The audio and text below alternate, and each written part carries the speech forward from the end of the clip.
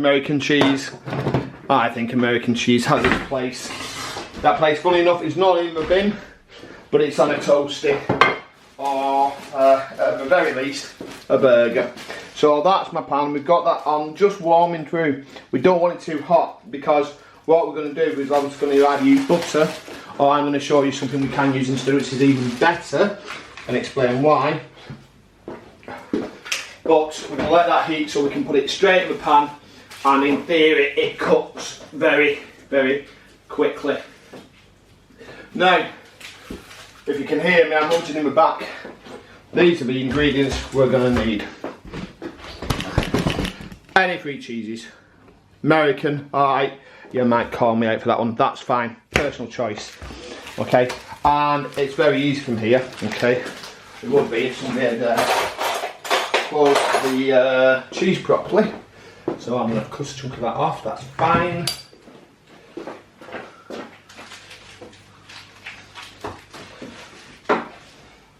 So all we're going to do, nice and easy, and the trick is here, is not butter, okay? If you do know what the trick is to a perfect grilled cheese, although I'll probably burn this and look a right fool, leave me a comment below. What is the secret? Can you guess? Do you know? Come on, leave a comment below. Here we go. Very easy. I always feel like I'm insulting people, teaching them how to do basics.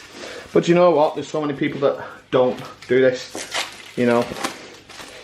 And if I can just show people that, you know, even cooking basic stuff, it doesn't have to be flamboyant. It can be just really easy, tasty stuff. You should never feel guilty about what you eat, as long as you enjoy it, whether that be, I've got a meal coming up when it is literally a bit of pate, bit of cheese, 2 slices of tiger bread. If that's all you want and you enjoy it, then that's all that matters. And here we go. Here's my lovely grilled cheese. Now the thing is, I'm going to put I've done this slightly wrong, so what I'm going to do, I'm going to start with that one on the cheddar cheese, because I'm going to put the cheddar cheese on one side. That takes longer to melt really. So what we're going to do, we're going to make sure that that side goes in first.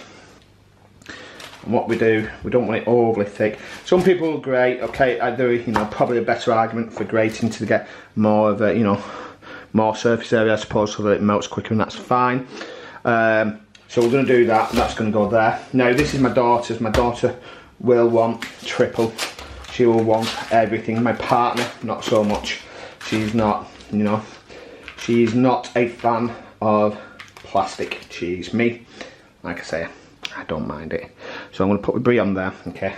That Brie is going to add that little creaminess to it, that little, hopefully, beautiful cheese pull. You could argue the use of mozzarella. Now the thing is, there's 2 choices in British supermarkets.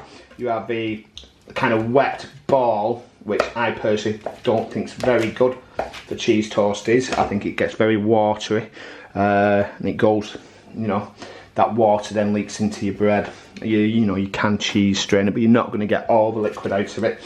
And there's the second, which is grated, which is perfect. The only problem is it's bloody expensive. Which side is it? That one. That one. Right, so that's one cheese. Now, has anybody guessed? You might know. Luckily, you can't see it. Does anybody guess what the final ingredient is for these cheese toasties? How we get that beautiful crust? Yes, you are right.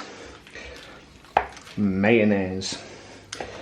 I'm going better because I got a bit of well, say I have. My daughter's got expensive taste. I've just got good taste, and it's got to be none other than, have you guessed?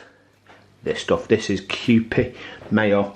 It isn't cheap, not gonna lie, but it is absolutely beautiful. It's almost like, the best way I can explain Kewpie mayo, it's like got a creaminess of a mayonnaise with almost the sweet tartiness of a sour cream.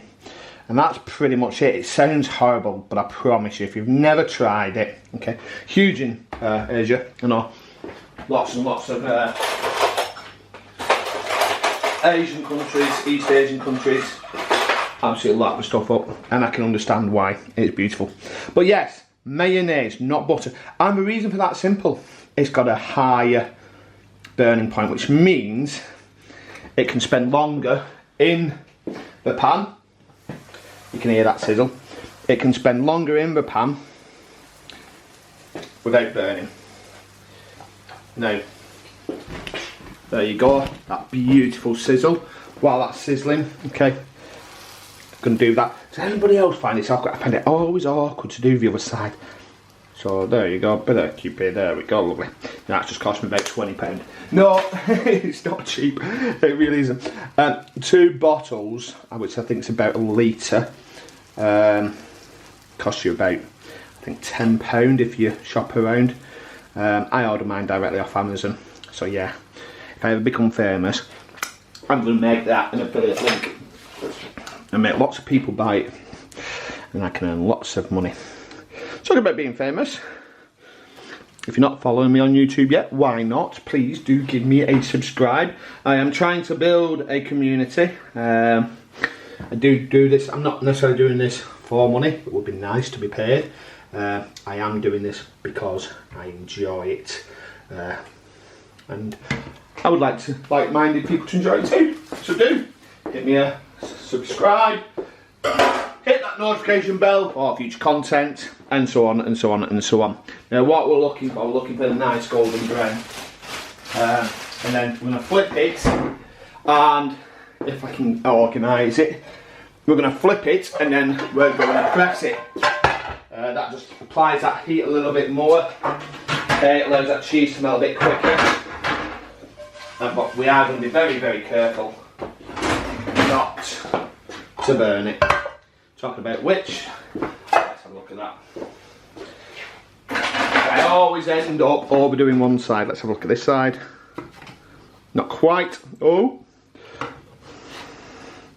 That is though. Now that's not perfect. I'm going to flip that over again. Okay. But I'm trying to get an even cook. Nothing better than that perfectly golden grilled cheese look. None of those black bits that make it look like it's been scorched in the fiery pits of Mount Down. That beautiful golden, almost for an Instagrammable look. So what we're going to do, we're going to get a bit. I haven't run out of baking paper. Oh no, I haven't. I would say for this part use baking paper. Sometimes I have to use foil, but obviously, you know, paper means that you're not going to just overheat it. So there we go. There. Leave that for a minute, and then we're going to come back. That gives me enough time to change my camera battery. There your battery's changed. I'll probably come in more conversation. Battery's changed, and I'm hoping that is just enough. Hey, what do you know? That one. That's the colour you want. That is the colour you want. That is perfect. This side. Now my pans, I'm going to have to switch it, turn it, twist it. One in my centre of the pan's usually better than that. But while that's cooking, alright, it's nice and pressed. That's fine. I don't need to press anymore.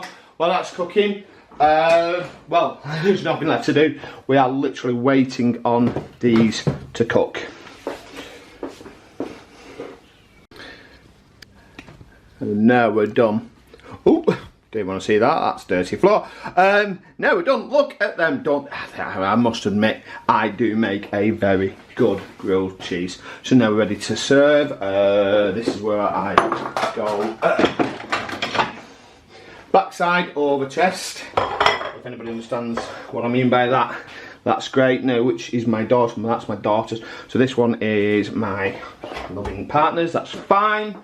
So that one's done. Get a plate for that one. Okay, and now we're ready to serve. But for me, it is all about comfort. Now, there's not much of a cheese pull, if at all.